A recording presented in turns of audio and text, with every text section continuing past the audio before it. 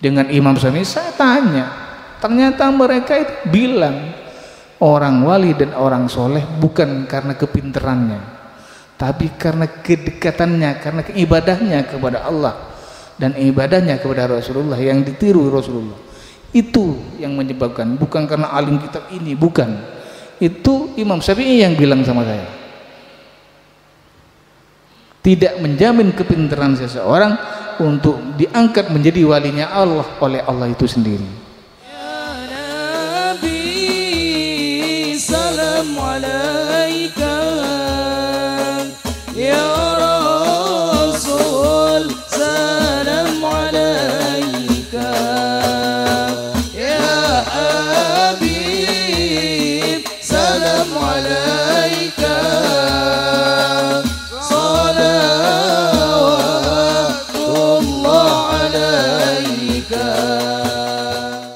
Makanya khusus jamaah saya, yakinin apa yang kalian yakinkan dan teruskan apa yang kalian yakini, itu aja. Karena keyakinan itu akan membawa kalian ke tempat yang sampean inginkan. Sampean ingin wali, tapi sampean yakin dalam diri sampean akan dituntun oleh Allah dan Rasulullah kepada tingkat kewalian itu, maka sampean akan sampai dengan sendirinya.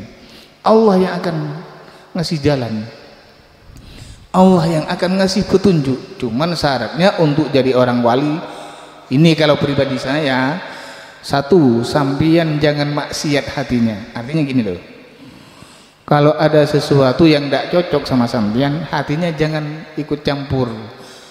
Ini lagi ada perempuan cantik, hatinya jangan bilang seandainya jadi milik saya betapa saya bahagianya. Itu jangan diteruskan, tutup itu.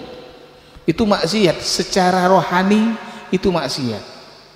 Itu ditutup, jangan sampai itu terjadi. Kalau itu terjadi terus dibiarkan sama sampean, sampean akan menjauh dari Allah. Kedua, secara pikiran kadang bicara kan. Contohnya kata Maufur tadi, khulwat 7 hari 7 malam kok ndak mati. Memang orang mati gampang, ndak. Kenapa saya setelah kaji itu gini loh, setelah khulwat 7 hari 7 malam pikirannya melayang, nanti kalau terjadi seperti ini gimana ya, padahal belum, itu merekayasa kan, belum tentu kejadian yang dipikirkan itu menjadi kejadian yang Allah kehendaki, tidak seperti itu ditutup. Gimana seandainya kalau saya mati, istri saya nikah lagi, ini kan maksiat, itu ditutup, tidak boleh, biarkan aja. Itu tetap harus berani jalan menuju kewalian yang cepat ini.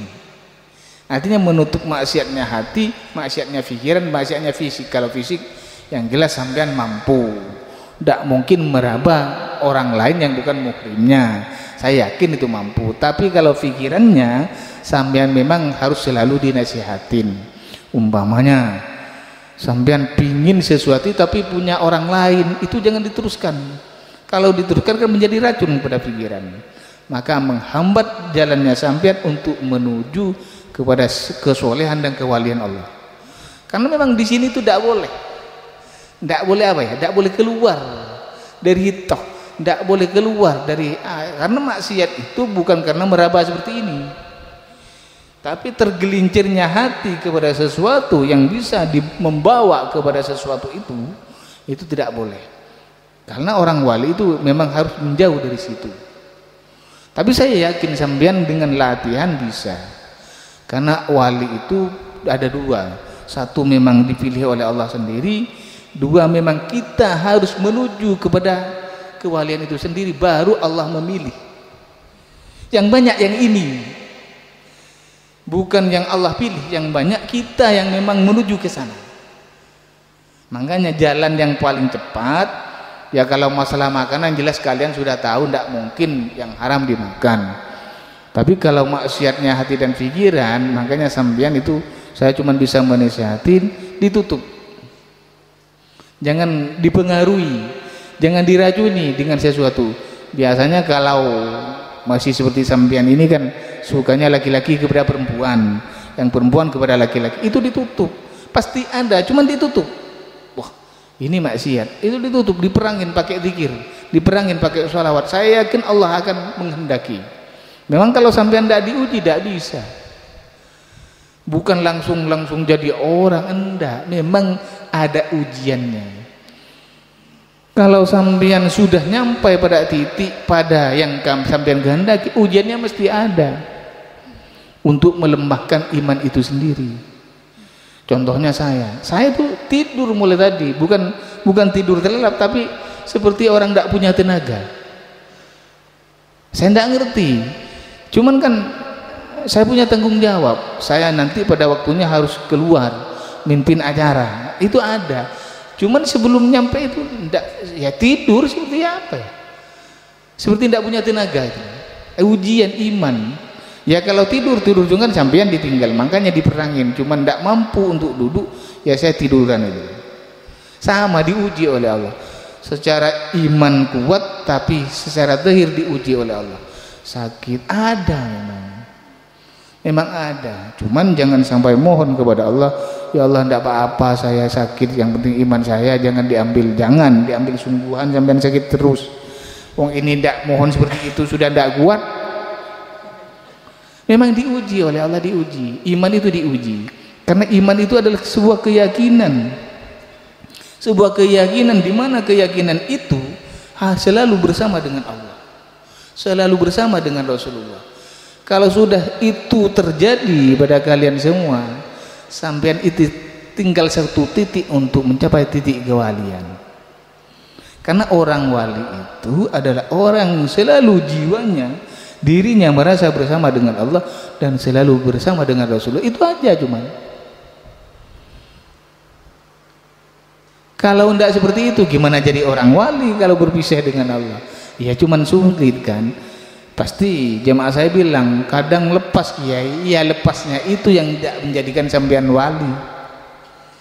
Andaikan tidak lepas ya udah selesai semua kan, tidak repot kiainya. Makanya saya selalu nasihatin sampean belajar, kalau sekali kalian berzikir harus sampean merasa bersama dengan Allah itu. Cuman setelah saya menikmatin semua hampir jemaah saya itu kalau berzikir cuman berzikir tidak diresapi dan tidak merasa bersama dengan Allah, itu kesalahannya. Sebetulnya kalau sudah pegang tasbih ini kan ada rasa yang berzikir, pasti menyebut nama Allah. Di saat kita mampu menyebut nama Allah, maka kita harus mampu merasakan bersama dengan Allah. Itu harus. Karena orang wali, orang soleh ke sana nanti larinya terus di situ. Di saat selalu bersama dengan Allah lebih banyak tidak bersamanya ketimbang tidak bersamanya, maka nanti Allah yang akan menyambungkan sampean dengan Allah sendiri. Dan di atas zikir itu ada sebetulnya, bukan zikir itu di atas segalanya, bukan. Di atas zikir itu adalah keyakinan. Sampean zikir tapi tidak yakin, kalah. Sampean tidak zikir tapi yakin Allah bersama kita, maka melebihi dari zikir itu sendiri. Tapi sampean sudah tidak zikir, tidak yakin bersama Allah, ini bahaya, ini sudah KU 2 kali. Makanya di saat keyakinan itu di atas zikir memang. Di saat sampean merasa yakin bersama dengan Allah, maka zikir itu nomor 2. Tapi kalau sampean tidak mampu, maka harus zikir dulu untuk merasakan bersama dengan Allah. Itu harus. Karena sampean kan ingin jadi orang wali, cita-citanya semua. Orang wali itu sampean diselamatkan oleh Allah nanti dari rasa yang sekiranya mengganggu kehidupan sampean. Contohnya sampean rasa susah, rasa sedih, rasa takut tidak bayar hutang, itu tidak ada nanti. Oleh Allah akan dihapus, oleh Allah akan dihilangkan. Cuman sampean akan disediakan sesuatu yang bikin sampean yakin kepada Allah. Itu pasti. Ini yang terjadi sama saya sendiri. Cuman saya seperti ini bukan ingin jadi orang wali, tidak ada terlintas seperti itu. Saya ingin jadi orang wali walaupun punya keinginan, kapasitasnya bukan saya menurut saya pribadi. Cuman Allah berkehendak lain, saya diberi apa ya, saya tidak ngerti. Saya ini orang apa saya tidak ngerti. Cuman sudah tidak susah, tidak sedih, ya itu aja. Cuman enak kalau tidak susah kan enak kan.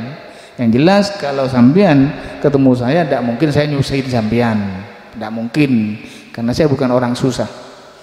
Yang jelas saya bukan orang bersedih, tidak mungkin bikin sampean sedih. Mungkin sampean yang mau bikin sedih saya, cuman kan saya tidak mau dulu. Itu pasti. Orang sedih itu banyak, orang susah banyak. Jangankan di sini, nyampe di Mekah aja orang susah semua.